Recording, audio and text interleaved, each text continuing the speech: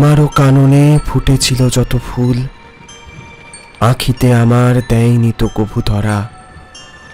গোলাপ লাগানো বেনি করা তার চুল, পলকে আমার সব কি হলো সারা। পিলু, এই পিলু, পিলু, এই ঝড় বাদলের দিনে ছেলেটা গেল কোথায়? ওদিকে সারা পাড়া খুঁজে এলাম, কোথাও তো নেই। এটা তো পিলুর গলা মনে হচ্ছে। যাই তো। এই যে তুই এইখানে, তোর আক্কেল তো বলি আরি। ও চন্দ্রগুপ্ত, তুমি এসেছো? দেখো, এতদিনে কবিতা লেখার জন্যে কেমন সুন্দর একটা জায়গা পেয়েছি। চন্দ্রগুপ্ত বাসের চারপাশে একবার তাকালো। বাসের ভিতরটা অন্ধকার, অদ্ভুত একটা স্যাঁতস্যাঁতে গন্ধ। তোর ব্যাপারটা কি? এতদিন নদীর ধারে পুকুর পাড়ে কবিতা লিখতিস, এখন কাউকে না বলে এই জঙ্গলের মধ্যে পরিত্যক্ত বাসে এসে বসে আছিস, তাও এই ঘন ঝড় বৃষ্টির মধ্যে। আচ্ছা, তোর কি কোনো ভয় ডর নেই রে? দেখ দেখ, আমার গাড়ি লোমগুলো কিরকম খাড়া হয়ে গেছে দেখ। আচ্ছা, কবিতা লেখার জন্য এমন নিরিবিলি পরিবেশ আর কোথায় পাবো বল দেখি? চন্দ্রগুপ্ত আবার আধা অন্ধকার বাসের চারিদিকে চোখ বোলালো, এরপর ঢোক গিলে বললে, তুই শিগগিরই এখনই আমার সঙ্গে মেশে ফিরবি, আর একটাও কথা নয়, সবাই খুব ক্ষেপে আছে। চন্দ্রগুপ্ত আমার একটা কথাও শুনলে না। অগত্যার কি করার। গ্রাম ছেড়ে চলে আসার পর এই শহরে নিজের বলতে তেমন কেউ নেই, শুধু চন্দ্র। ছেলেটা না থাকলে এতদিনে হয়তো কবেই হারিয়ে যেতাম। বাড়িতে সবাই চায় আমি ভালো চাকরি করি, কিন্তু আমার যে কবিতা লেখার ভীষণ শখ। লেখার খাতা নিয়ে কত যে প্রকাশকের দৌড়ে দৌড়ে ঘুরেছি, গলা ধাক্কা ছাড়া কিছুই জোটেনি কপালে। যাই হোক, আশা ছাড়িনি এখনো। অবশেষে কাক ভেজা হয়ে যখন মেসে ফিরলাম, তখন বিকেল ঘনিয়েছে। নিচে ম্যানেজারের কাছে এক প্রস্থ বকাবকি খাওয়ার পর ওপরে আমাদের ঘরে এলুম।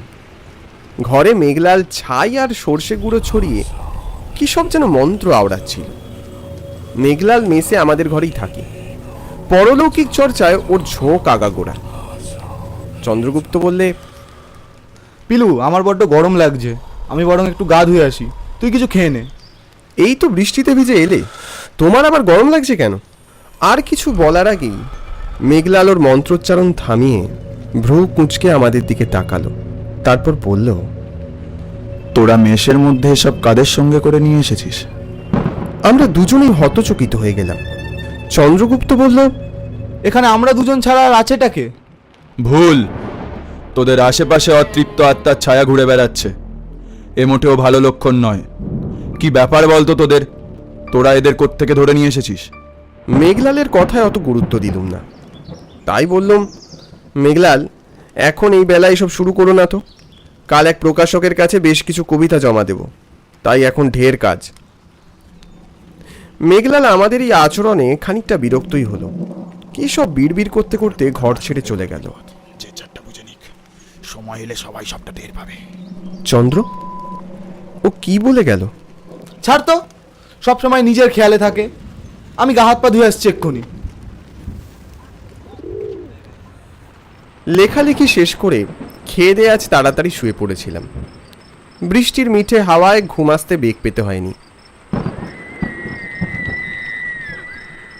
মাঝরাতে হঠাৎ কিসের একটা তীক্ষ্ণ শব্দে চোখটা খুলে গেল। কে কে?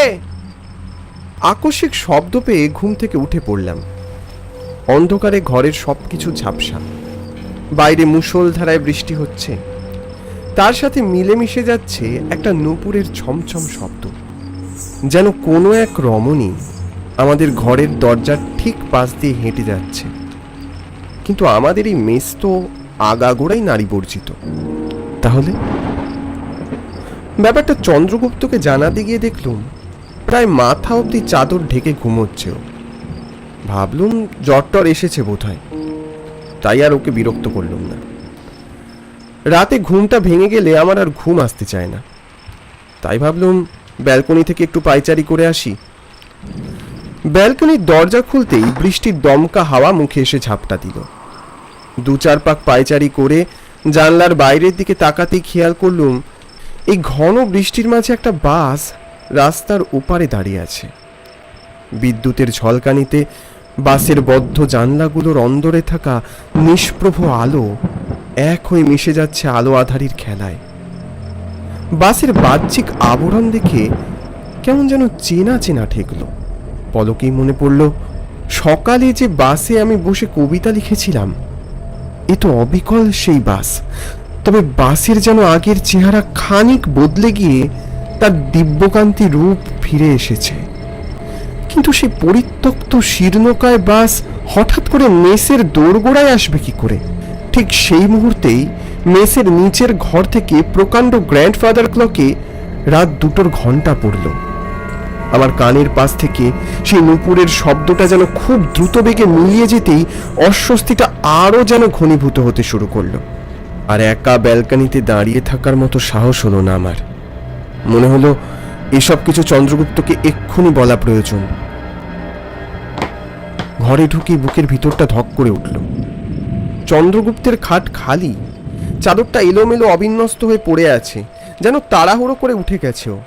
চারপাশে চোখ বোলালুম, কোথাও দেখতে পেলুম না ওকে। ঠিক সেই সময় বাথরুমের ভিতর থেকে জল পড়ার একটানা শব্দ ভেসে এলো। বাথরুমের দিকে এগোতেই দরজার নিচে সরু ফাঁক দিয়ে ফ্যাকাশে হলদেটে একটা আলো বেরিয়ে আসতে দেখলুম। অথচ এই মেসের বাথরুমে তো এমন আলো কখনো জ্বলে না। সাদা একটা বাল্ব আছে বটে। আমি দরজার সামনে দাঁড়িয়ে বললুম, এত রাতে আবার স্নান করছিস নাকি? ঠান্ডা লেগে যাবে তো। ভিতর থেকে কোনো উত্তর এলো না, শুধু জল পড়ার শব্দ। চন্দ্রগুপ্ত, চন্দ্রগুপ্ত! ঠিক তখনই কলঘরের দরজাটা থরথর করে কাঁপতে শুরু করলো, আর তার সঙ্গে কর্কশ সুরে একটা মেয়েলি কণ্ঠে আমারই লেখা কবিতার লাইনগুলো ভেসে এলো। আমার কাননে ফুটেছিল যত ফুল, আখিতে তোমার দেয়নি তো কবু ধরা, গোলাপ লাগানো বেরি করা মোর চুল, পলকে তোমার সব কি হলো সারা। গলার স্বর থেমে গেল, নিস্তব্ধতা নেমে এলো চারিদিকে। আমার গলা শুকিয়ে কাঠ হয়ে গেল। ভিতর থেকে মেয়েলি গলার বিকৃত হাসির শব্দ আমাকে চমকে দিল।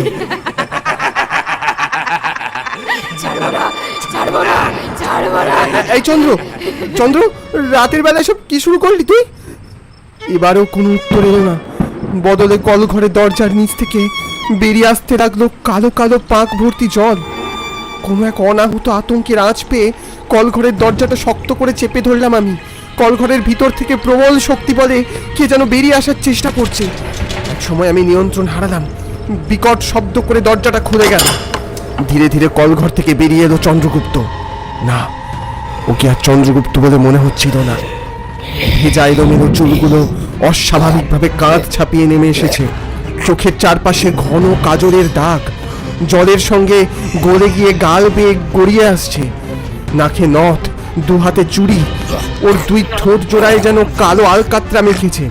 ঠোঁটের পাশ দিয়ে ধারালো চোষক দাঁত ঝকঝক করছে, হাতে কালো বড় বড় নখ। হাঁপাতে হাঁপাতে ও বলল, কোথায় কোথায় গেল? এই চন্দ্রগুপ্ত, চন্দ্রগুপ্ত, আমাকে চিনতে পারছিস না? আমি আমি আমি পিলুরে। আর তুই তুই তুই কাকে খুঁজছিস? হঠাৎ থেমে গেল, তারপর ধীরে ধীরে ঘাড় ঘুরিয়ে আমার দিকে তাকালো। ঠোঁটের কোণে পৈশাচিক হাসি। কাকে খুঁজছি জানিস না? মহেন্দ্র সর্দার কই সে? কই? মাথা নিচু করে চুল ঝাঁকিয়ে ঝাঁকিয়ে কার নাম যেন বিড়বিড় করছে, আর সমানে হাতের কর গুনছে। হাতের সামনে যা কিছু ছিল তা দিয়ে আমি ওকে আটকানোর চেষ্টা করলাম, কিন্তু কিন্তু ওর ওই পাশবিকতার সামনে আমার চেষ্টা সব কিছু বৃথা হয়ে গেল। বিদ্যুতের ওই প্রবল ঝলকের মাঝে নারী কণ্ঠেও একটা কথাই বলল, মহেন্দ্র, মহেন্দ্র সর্দার, মহেন্দ্র, মহেন্দ্র সর্দার। এই পৃথিবীর সব পুরুষের মধ্যেই আমি মহেন্দ্রর ছায়া পাই, তাই কোনো পুরুষই আমার হাত থেকে রক্ষা পাবে না, তুইও নয়। বলি চন্দ্রগুপ্ত বিভৎস চেহারা এগিয়ে এলো আমার দিকে। আমি চিৎকার করে উঠলাম, বাঁচাও, বাঁচাও, আমাকে বাঁচাও, বাঁচাও। ঠিক সেই সময় এক মুঠো হলুদ মাখা চাল আর শ্মশানের ছাই ছিটকে এসে পড়লো মেঝেতে। চন্দ্রগুপ্ত চিৎকার করে পিছনের দিকে সরে গেল। ঘরের ভিতরে মন্ত্রোচ্চারণ করতে করতে প্রবেশ করলো মেঘলাল। চন্দ্রগুপ্ত কোনো উত্তর দিল না, সমান ওর মাথা নাড়াচ্ছিল। বল, বল কে তুই? কোথা থেকে এসেছিস? কি চাস তুই? চন্দ্রগুপ্ত কোনো উত্তর দিল না, সমান ওর মাথা নাড়াচ্ছিল। তোর উদ্দেশ্য কি? কি জন্য এসেছিস? চন্দ্রগুপ্ত প্রথমে কিছু বলল না, তারপর ধীরে ধীরে মাথা তুলে তাকালো, কিন্তু সেটা আর চন্দ্রগুপ্তর দৃষ্টি নয়। একটা অপরিচিত নারীর করুণ অথচ হিংস্র চোখ। ফিসফিস করে বলল, মহেন্দ্রকে খুঁজে দে। কে মহেন্দ্র? কোথা থেকে এসেছিস তুই? ও কিছু বলল না। আমি কাউকে কিছু বলবো না, শুধু মহেন্দ্রকে চাই। আমি প্রতিশোধ নেব। মহেন্দ্র এখানে নেই, তুই এখান থেকে চলে যা। এই কথা শুনেই ওর মুখের অভিব্যক্তি মুহূর্তে বদলে গেল। চোখ দুটো রক্তবর্ণ, ঘরের বাতাস যেন হিম শীতল হয়ে গেল। চলে যাব।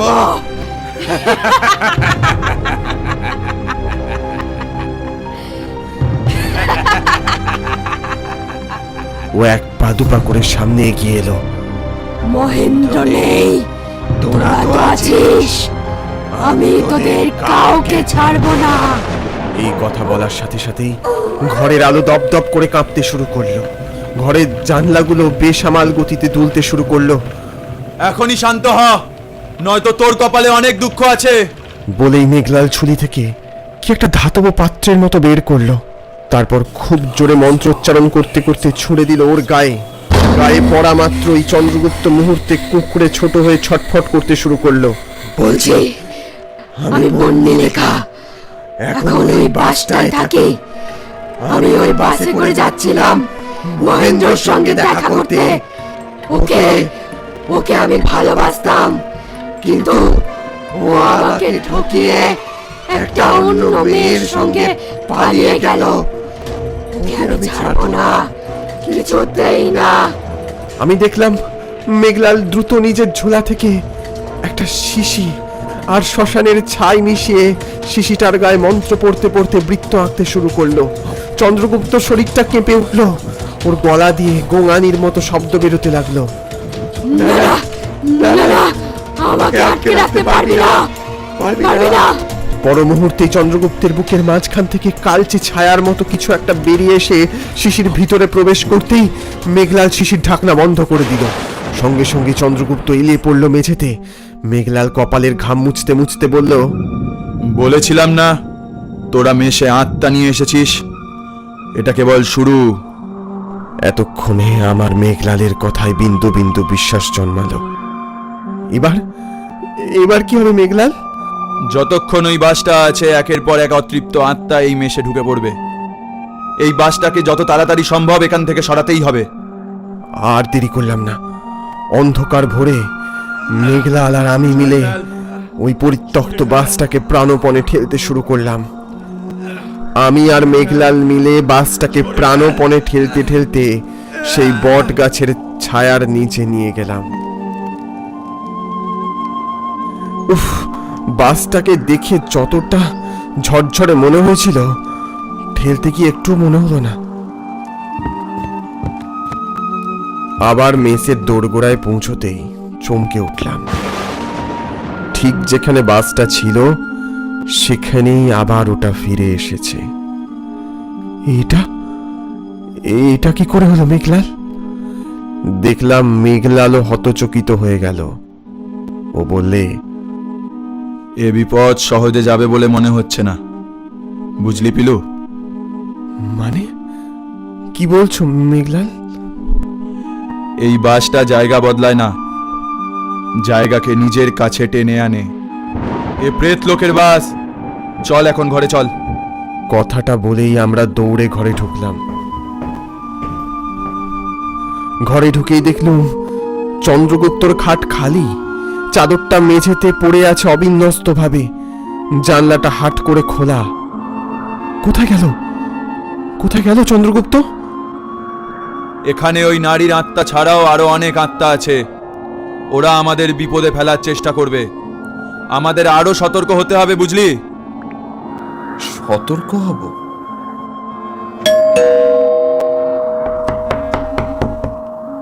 ঘরে কেউ আছেন?